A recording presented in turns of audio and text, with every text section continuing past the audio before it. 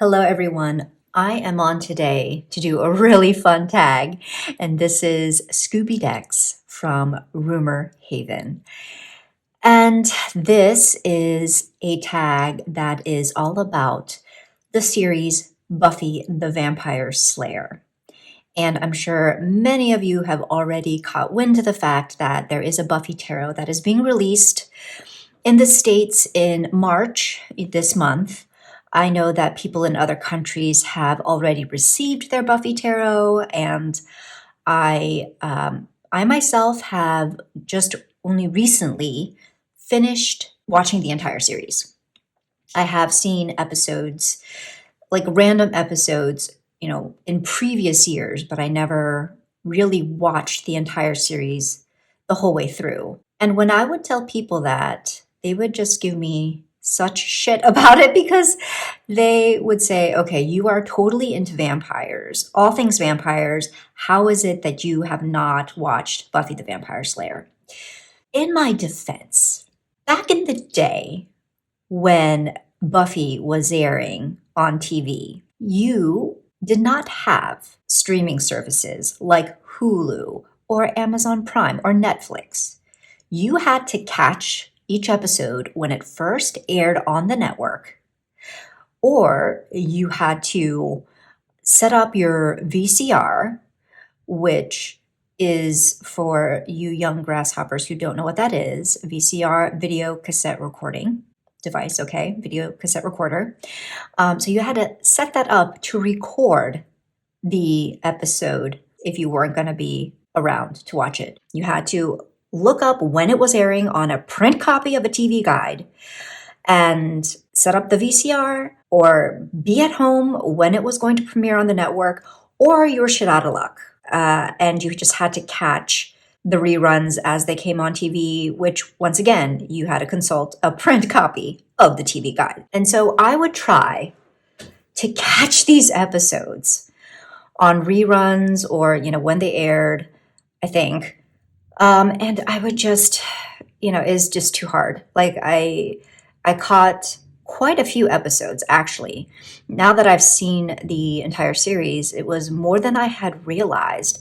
And a lot of the episodes that I caught were ones that revealed major plot points to the story arc. And so I had all of these major spoilers that I'd watched out of order with no context. And so it didn't work out for me that time around.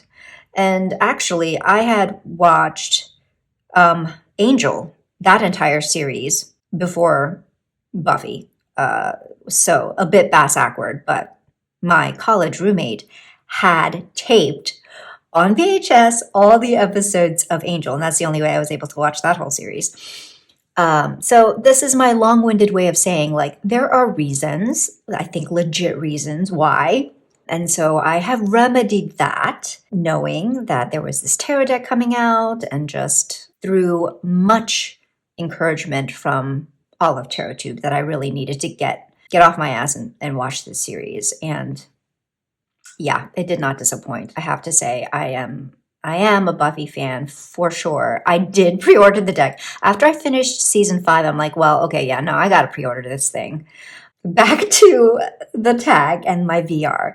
This tag is basically, it's a flexible tag. It's all about, matching up a deck with the various characters. And this tag focuses on specifically the Scooby Gang, but I will be probably tacking on some additions that, of characters who are not necessarily part of the OG Scooby Gang, but I just want to talk about them a little bit. I've only seen Rumor's original tag. I know that there are some VRs floating around, but I've abstained from watching those because I did not want to be swayed. I wanted to film my VR first. Oh, and also, spoiler alert, I will be talking about various details in episodes. So I am going to start off with Rupert Giles. He is Buffy's mentor. He was part of the Watchers Council. And I am going to echo, I think that I recall, Rumor made the same choice. And I've included a few decks for Rupert. But the first one being the Spirit Keeper's Tarot, because this is a deck that feels very occult. And Rupert Giles was an expert of occult matters and topics. And so this to me really screams Rupert, just in terms of his knowledge, in terms of like, if he were to use the tarot, I could see this being a deck that appeals to him. He has like so many books and artifacts and things. And I feel like aesthetically, Benabel's illustration style, like this would be the kind of, say, illustration that you would find in one of the many books that he and the Scooby Gang would use to research some of the demons that they were up against in the episodes and such. So I think that this would definitely be a Giles deck. And then also I chose these two, which are the OG, Rider-Waite-Smith and Thoth. These are tried and true decks that have been around and will continue to be around. You know, there is something to be said for tradition, and Giles is the type that is a traditional guy, and these are just very steadfast, you know, reliable decks for many, many people. So I think that, again, I could see Giles using these decks, but it also is reflective of that he is, in a sense, the type of figure who upholds to rules. He upholds to tradition. He upholds to the order of things, but not in a way that is necessarily too extreme, not to the point of it being completely unbending. But I think that, like, tried and true and classic and steadfast. Okay, next up is Buffy. This was a bit hard. I mean, in general, I feel like it was a bit of a difficult tag, but in like the best way. It's so much fun to think about pairing up a deck or decks with the characters. And certainly there are characters where I feel like I did not have anything to represent them, and so if that's the case, I didn't really include them, but I think I got most of the major ones. So, okay, next up is Buffy, and I chose the Moon Void Tarot. This is the 3rd edition, and the reason I chose this deck is because this deck is one where you are, you know, following this particular character throughout the entire Fool's journey, and all of the joys and all of the upheaval that comes along with that. And this is, you know, very much Buffy's. This is all about Buffy. The series is called Buffy the Vampire Slayer for a reason. So I think that this deck, not only aesthetically in terms of it being, you know, soft and pink in a lot of ways, and you know, Buffy likes her, is girly. She's a girly girl, likes being girly and says girly things, and at the same time is not to be trifled with. She's still very intelligent. She is, you know, physically super strong. She is not just a dumb blonde, you know what I mean? And so I think that this deck kind of captures all of the facets of Buffy, you know, that she can be, you know, the silly teenage high schooler, but then she's having to deal with a lot of hardships that normal teenagers wouldn't have to deal with. So, and also, I think that a lot of these outfits I can certainly see Buffy wearing, you know? So yeah, I think this was probably the only deck that I felt kind of really encapsulated just all the different facets of Buffy.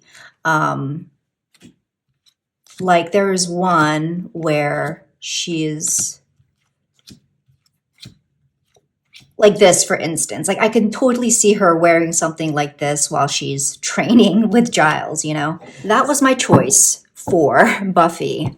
I feel good about it. You know, there's only so many decks I have, but you know, given my selection, my library, I feel like this deck makes sense to me as a Buffy deck. So next up we have is Willow, and for her I chose the Star Tarot, and this is the first edition.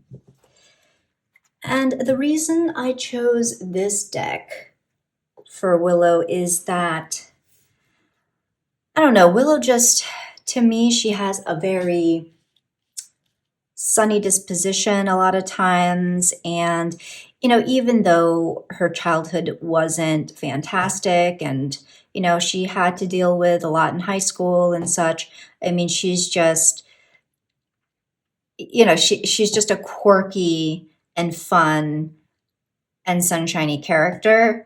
And so that's kind of where I'm going with this deck, where it is, I mean, it's a lot. It's a lot of like bright colors and rainbows. And so I do think of, you know, even just like Willow's like beautiful red hair. And also this has a kind of psychedelic feel for me. And I think that certainly could speak to later on in the series when Willow starts, you know, dabbling a little more in magic, a little too much in magic, and becomes essentially addicted to using magic. So, you know, taking things a bit OTT, you know, and that is this deck for me. It is just extra. So yeah, this is my Willow deck. You know, sunshiny, bright, rainbows, and magic and psychotropic experiences that ultimately cause problems. Cause a lot of problems.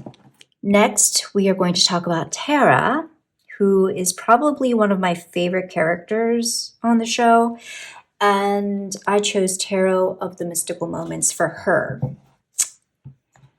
And the reason I chose this deck is because it has a very gentle nature about it, in the same way that Tara does. Tara is such a kind and gentle soul.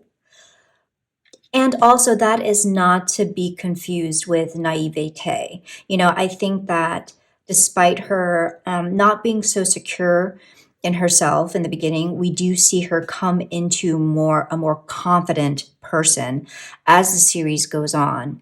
And just throughout the episodes where we see her, I mean, I never got the sense that despite her being timid, she wasn't necessarily just all out naive about things or green about things. She knew her magic. She had been practicing magic way before Willow got into it. And her moral compass most of the time was pretty sound. You know, she recognized that Willow was abusing her skills with magic, becoming too dependent on that. And so to me, as I've said before, this is kind of like my high priestess vibe deck. And I think that Tara does embody that, where yes, she is kind and loving. She also knows things. I mean, she's just a knowledgeable witch. Next up, we have Oz. And I chose the Marigold Tarot for him. And my reasoning behind this is that to me, Oz was always like the most chill, laid back character. Um, I mean, yeah, that's just the only way I can describe him. So chill and laid back and just even keeled. Like, even in certain episodes where he would be like upset or disappointed, I mean, it was just a very, his expression was very subdued in his anger. So to me, Marigold has that kind of same vibe. I've always seen this deck as just very kind of calm and neutral, grounded, probably due to, it's being like more of a pip deck and just the more kind of subdued color palette.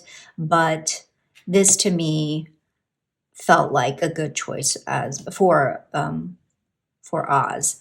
Now, I have to say, there was a card from a particular deck that came to mind that I'm also going to share. So, not that entire deck. I wouldn't say that entire deck would pair nicely with Oz, but this particular card. And this is from the Horror Tarot. And this is the Moon card, and we see a werewolf here. And so, I mean, yeah, it's perhaps on the nose, but it is certainly one of the first images I thought of, or the first image I thought of, because we do come to find out that Oz is a werewolf. And, there comes a point where he feels that he is too much of a danger to people, so he leaves. And then he comes back thinking that he has mastered control over when the werewolf emerges. So he has been able to master not changing when there's a full moon. So he thinks that he is safe and he's able to come back to Sunnydale, and he does. But then we find out that actually, he's wrong. And this is something that is inside him that just cannot be suppressed as much as he would want to. Yeah, so in that episode, we see some potential consequences of trying so hard to control what is innately him. On to Xander, whom I was at first not so much a fan of. Like, when I was watching the random episodes all out of order years ago, I found his character to be quite annoying. But now, having seen the series in its entirety, episodes in order, having context and background, I have grown an appreciation for Xander. The deck that I ultimately chose for him is the Masters of the Universe Tarot.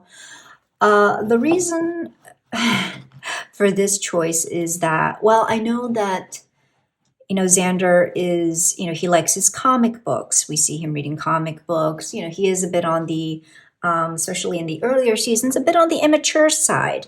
And there's also some embarrassing story about Aquaman underpants. So I just felt like, in terms of theme, a cartoon like this would be in line with his interests. Also, I think that, with a show like, He-Man and She-Ra, yes, they're for a younger audience, and yes, they can be, campy and such, and goofy, which, Xander also has those traits. But for me, these shows also had a lot of heart. They very much reaffirming the ideas of, right and wrong, and, trying to impart lessons as much as, one can for a show like this. So especially with She-Ra, and you had the character Loki. who would come out at the end and impart, a kind of like a moral lesson. And I think that, Xander is a character where he, doesn't have any supernatural powers. He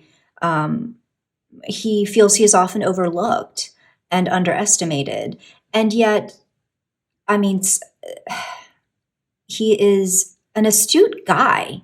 He really is observant, and he just has a lot of heart. And, some of my favorite scenes with Xander are when he is, making these kind of impassioned speeches. So one of my favorite Xander scenes is towards the end of Into the Woods, where he's basically telling Buffy, like, Riley is a great guy. He would do anything for you. He has risked a lot, and you're just being a bitch. I mean, not in those words, but it's like, you're being a bitch. You're using him as a rebound. You're treating him like shit. Like, what the hell? And now he's about to leave for good. And are you just going to let that happen? And so he, puts the smackdown on Buffy and tells her to wake the hell up. And he does that again with the potentials in the final season, where, they're just really doubting, Buffy's choices and such. And he makes another impassioned speech that really gets through to these, potential slayers, and shows, how loyal he is, how observant he is, and how articulate he can be. So, yeah, I really grew to appreciate Xander. He also had a great moment with Dawn in that final season as well. Cordelia. So I chose Tarot de la Nuit for Cordelia. Because, I mean, Cordelia, she starts off in the series being essentially a snotty high school popular chick bitch, all about the vanity, and superficial, and, just not much beyond the surface level, right? And I think a lot of people would say the same about this deck. As we go on through the series, we see the development of Cordelia's character. And so we see that it becomes a little more complex, that there is more to her, whether that she grows as a person, or maybe, some of these more astute characteristics have been there, and it just doesn't come out. We don't see that expression because she is too caught up in appearances and portraying a certain persona. But we see that she starts developing relationships with other members of the Scooby Gang, and there are episodes where she she proves herself to be a decent person sometimes. So in the same way, I think that this deck, despite its appearances, it can, for me anyway, there is a layer of complexity that I have been able to get from a deck like this, and readings using a deck like this. So it's, to me, Cordelia is, don't judge a book so quickly by its snotty, bitchy high school cheerleader cover. And De La Nuit is the same thing, Next up, we have Anya. And I gotta say, she was another one of my favorites in this series. And I chose the Fenestra Tarot for Anya because I just think the vibe is compatible with her. I find this deck to be very just kind of no nonsense. And this looks like this could have been Anyanka during this time period, working as a vengeance demon. You know what I mean? Like, just her expression and just, the opulence. She loves her things. She loves money. She also, had a good time being a vengeance demon. And so I just feel like this deck has kind of similar vibes. Just in terms of being very cut and dry. She has no filter. And this deck has a similar vibe for me anyway. And just again, a lot of the other like female characters that we see, like just their expressions are so kind of, I don't know, like very no nonsense. And I mean, I wouldn't say humorless, but just you just don't want to mess with some of these figures. And I feel like in the same way, that's Anyanka, that's Anya. She's not going to mince words. As a vengeance demon, like watch out.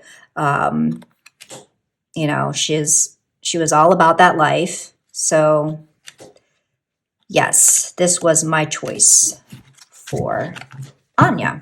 So like I know that we're kind of stretching beyond the OG Scooby Gang members, but I'm tacking these characters on because I want to talk about them. And so we got to talk about Faith. I chose the Chikoli Tarot for Faith, and this is the mini version. And to be quite honest, this is a new acquisition. It was a lovely gift, and I haven't had a chance to work with it. But I will say that I think that this corresponds with Faith in that, Faith is a damaged character, and I know that like this deck is often used for that kind of like sorting out of inner child traumas, or just like inner child work. Even though, from what I understand, these figures, the way Nicoletta Ciccoli first drew them, I mean, they're not meant to be children. They're not like meant to be children or dolls or anything like that. But I know that this is a deck that's really popular and often recommended for that type of work. And so Faith is, I mean, she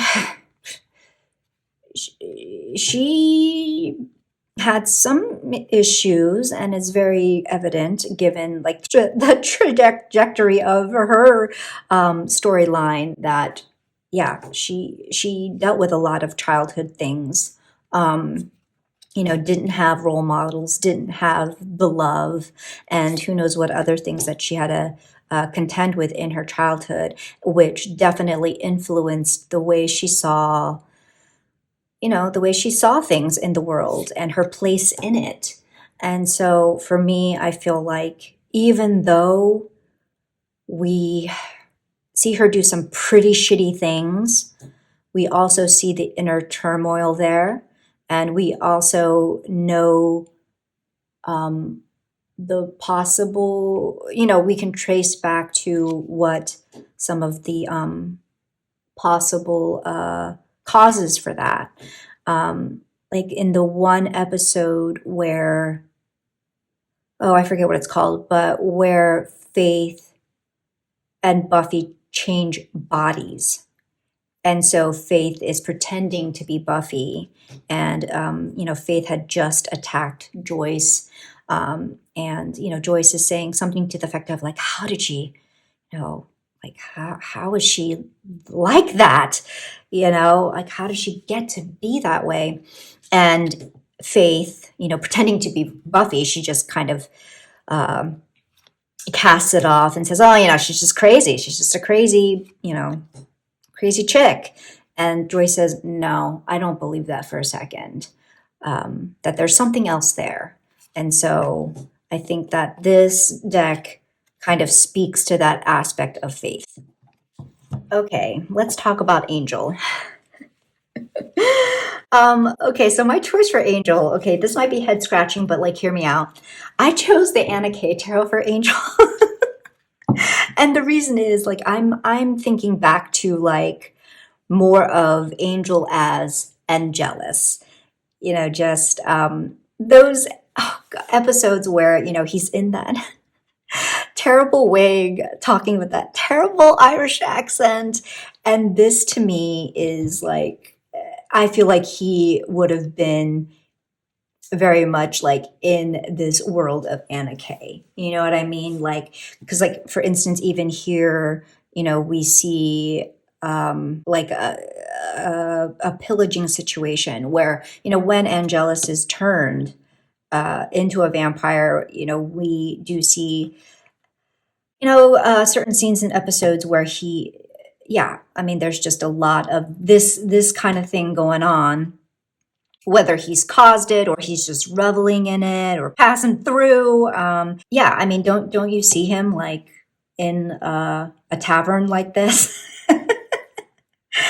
Oh God, and that wig, man, I just could not with the wig, the very bad wig. And like these people sometimes have bad hair. Okay, we gotta talk about Spike. Cannot leave out Spike. I chose Murder of Crows for Spike.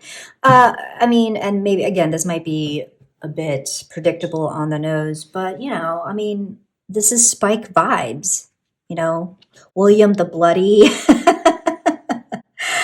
Just like the black and just envision Spike with his bleached hair and his like black leather jacket, and this to me has very similar vibes.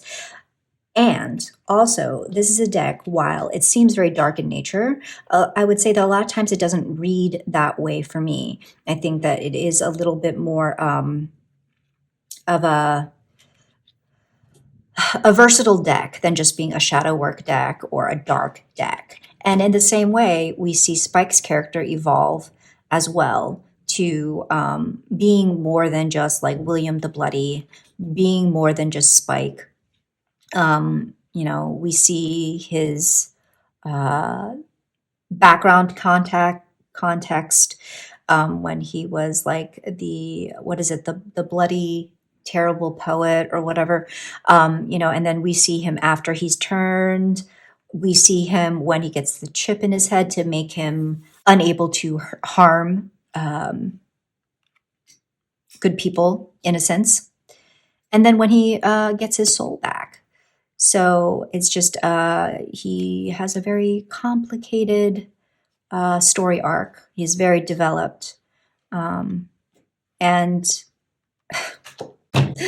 oh my God, this actually, now this reminds me of, was it Intervention? With Buffy? Anyway, God, that was, yeah, he is all over the place, that character. I mean, just he's layers upon layers, layers upon layers. So he is more than just William the Bloody. And this aspect of him is certainly not to be forgotten and underestimated, but like,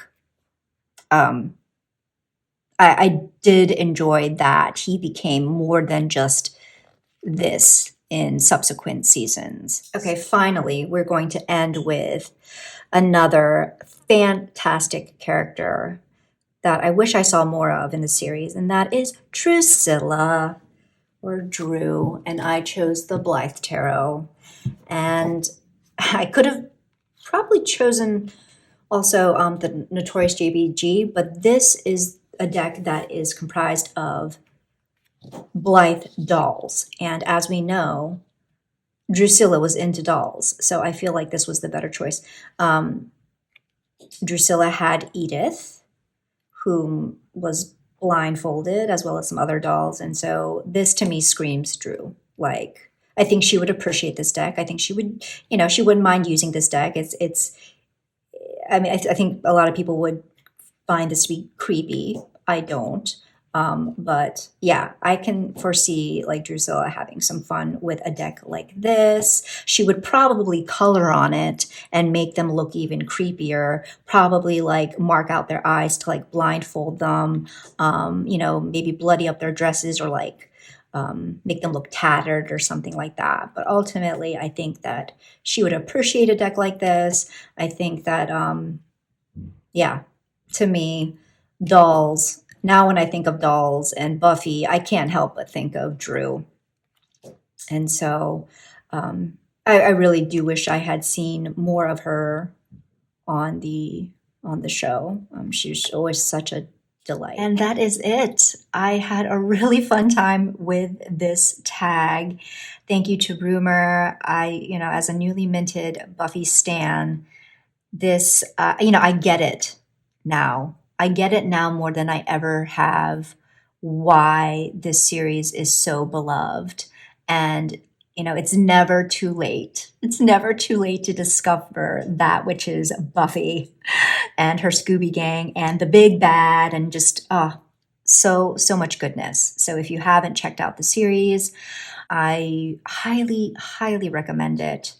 I had to really ramp up the binge watching because it was leaving Hulu. It was on Amazon Prime for free until they were charging. So then I was like binge watching on Hulu before it left at the end of February. So I don't know where you can stream it for free, but it is available to watch, and I highly recommend doing so. So I hope you enjoyed, and until the next time, much love and take care.